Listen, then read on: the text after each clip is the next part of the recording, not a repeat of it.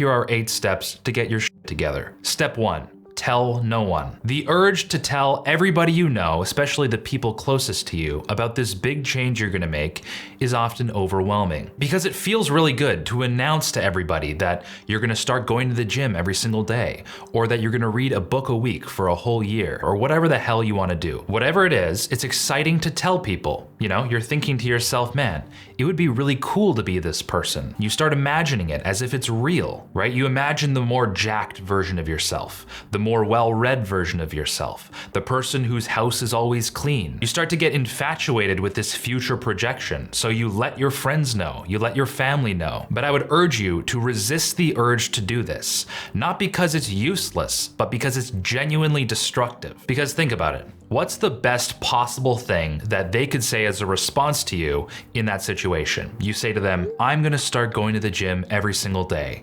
You would want them to say something like, oh wow, that's great.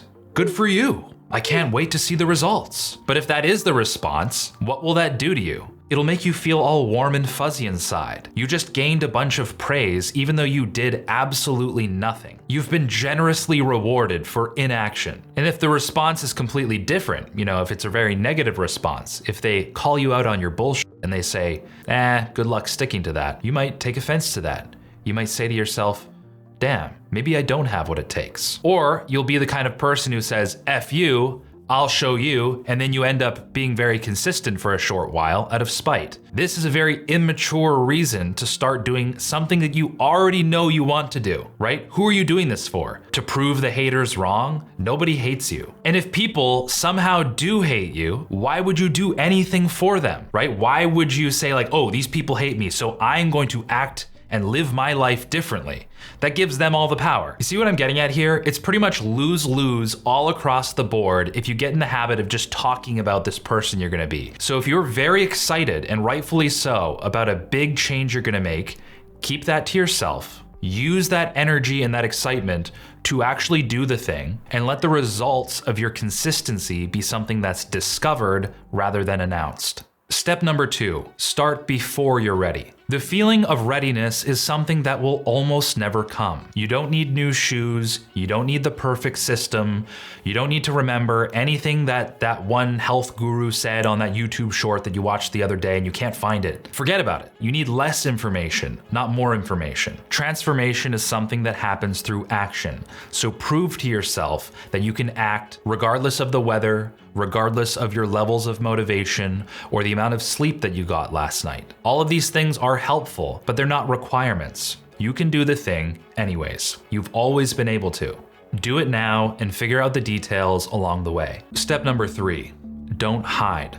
So a lot of people, when they want to transform their life, get very infatuated with this idea of going away up a mountain somewhere, isolating themselves away from society, self-improving in a bubble, and then coming back as this unrecognizable, superior version of themselves. And everyone claps. It's very obvious to see how this is a extremely insecure mindset, right? It rides pretty heavily on people having some sort of reaction to you or something. Like, oh wow, Lisan al-Gaib! But again, you have to ask yourself, who are you doing this for? Is this not your life? Who do you want to be? That's the great thing about life. You get to be who you want to be. So don't isolate yourself and only participate in society when you're this improved version of yourself. You're okay now. Spend time with the people that you care about. Go do the things that you want to do today. Improve what you want to improve on the back end, right? That's healthy. But don't somehow twist this whole self-improvement thing with self-hatred. Do it because it's good for you and it feels good to feel good. Step 4, stay on track. Life is like a train and it's leading you somewhere, and there's no way to stop the train, right? You can't stop time. You will always end up at a different destination. There's no such thing as staying in the same place because time won't allow for it. All you can do is pay attention to where the train is currently going. What's the trajectory? And do you need to change course? Will you end up in your desired destination? Doing something positive every single day is like making sure you don't veer off course. Keep in mind to what the ultimate destination is. Where are you going? And where do you want to go? Making substantial progress in your life is a lot easier when you realize that it was never about climbing a huge mountain. You never needed to make a huge journey up Mount Everest in order to change something. It was always about simple decisions that you make every single day. It's just about bringing consciousness to those decisions and then doing the better thing instead of the worst thing. So to bring this back to like going to the gym, it's probably the easiest example. Becoming a healthy person to achieve, a physique that you want. It's never been about going to the gym super hard one day, getting super motivated, watching all the necessary clips on YouTube, getting super jacked up, and then going to the gym really hard. All it is a decision you're already familiar with. When you get that urge, when you get that sort of conflict in your mind about should I go to the gym right now or should I not? And you say, I'll go tomorrow. That's all it is. That is all it is. It's finding a way to just say, yeah, what the hell, I'll go to the gym today. That's it. Just doing the better thing instead of the worst thing is the answer to everything. We would like to think that the answer to all of our life's problems is some other conflict that we're not already familiar with.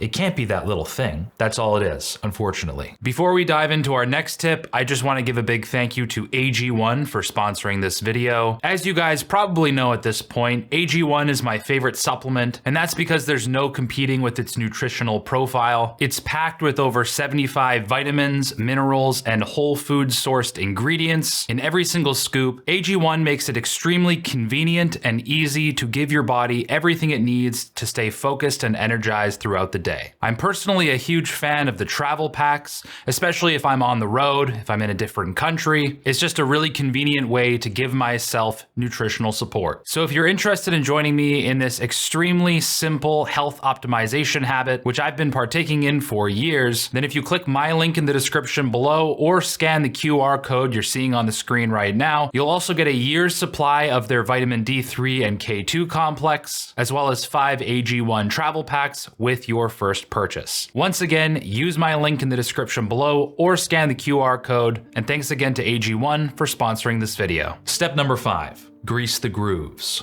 I cannot stress enough the importance of taking advantage of environmental cues to make it as easy as possible to stay on the path. Everybody is aware that if their Xbox is visible, they're more likely to play it, that if junk food is in the house, they're more likely to eat it. Our environment shapes our mindset and our behaviors more than we probably realize. But we can take advantage of this fact and set traps of growth. It's extremely easy to take your vitamins every single day if they are sitting out on display where you tend to drink water. That is basically the only reason why I ever take vitamins ever. Another little hack that gets me into the gym, I'm addicted to caffeine. So what I've done recently is instead of quitting caffeine, because that would be ridiculous, what am I, insane? I take advantage of my caffeine addiction. I use it as a strength. I usually have 3 cups of coffee in a day, 2 in the morning, so one when I first wake up, another one like right after. And then there's this period of time where I want that 3rd cup of coffee sometime after lunch, so around 2 p.m. So what I've done is I don't let myself have that 3rd cup of coffee. Instead, it has to be pre-workout. My emotions, my little monkey brain wants a pick-me-up. It requires a pick-me-up.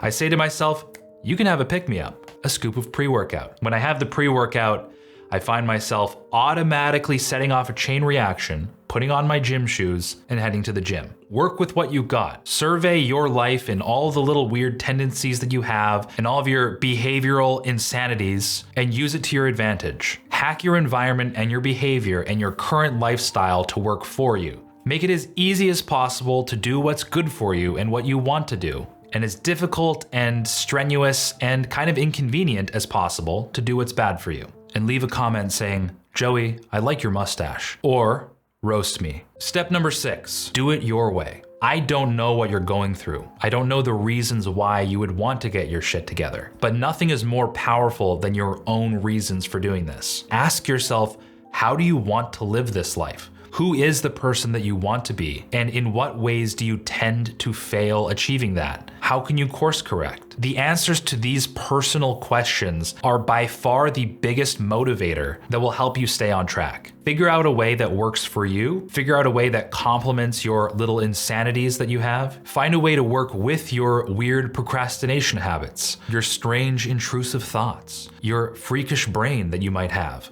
Who cares? You know what you're like, you know how you tend to fail, so work with yourself and do it your way. You don't need an aha moment, you just need to see the truth. Become conscious, which leads directly into step number 7, which is pay attention. Once you've been on the path for a while, pay attention to how you feel. Notice how much better it feels to live in a reality where you've consistently been who you want to be. Doing what's good for you more often, more frequently, literally feels better right here, right now. This feeling is why it's worth it. It feels better to be alive knowing that you're on the righteous path rather than on the path to destruction, like the trains I was talking about. It feels good knowing that you are on the right track. Your existence feels better. So pay attention to that feeling. When you realize just how much better you feel now, it'll become obvious that white knuckle tactics and little tips and tricks and mental hacks to stay on track become completely obsolete. You don't need that stuff anymore because it's so obviously better that you wouldn't want to go back.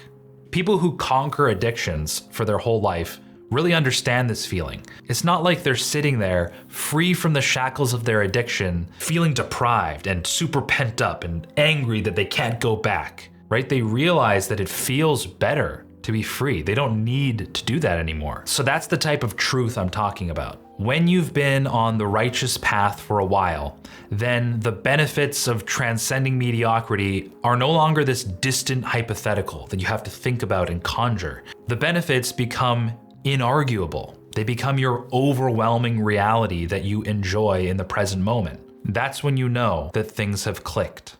Step 8, rejoice. Take time to reflect and be grateful that you're on the righteous path. Now, this might sound like a waste of time or very woo-woo, but it is very important because what a lot of people tend to do, they're starting to actually live the life that they want to live and they start feeling really good. And then this little voice creeps in, a voice of regret, of bitterness for not starting earlier, for all this wasted time. I wasted so much time. I'm so old now. Why didn't I start doing this when I was way younger? Stay on top of this little voice. It is absolutely useless and destructive. Because the truth is, there could have been a million reasons why you didn't start exactly when you did. But you're on the path now, right? You are in the best possible reality that you can be in this moment. All of the failed mindsets and white knuckle tactics that you had to try out led you to this moment, the moment that worked. So rejoice and be grateful that you got here, because not everybody does. It feels good to feel good. Be at peace. Because as Seneca once said, the secret of change is to focus all your energy not on fighting the old, but by building the new. And liking this video. Because when you actually hit the like button, the video genuinely does do so much better. You could see it with the last video. The last video was a banger. If you haven't watched it, go watch it. But so many of you hit the like button because I said to hit the like button, and it got way more views than the previous couple of videos. So it does make a huge difference and I really appreciate it. Other than that, thanks for watching. We'll catch you in the next video. If your anus was this big, it would be a black hole.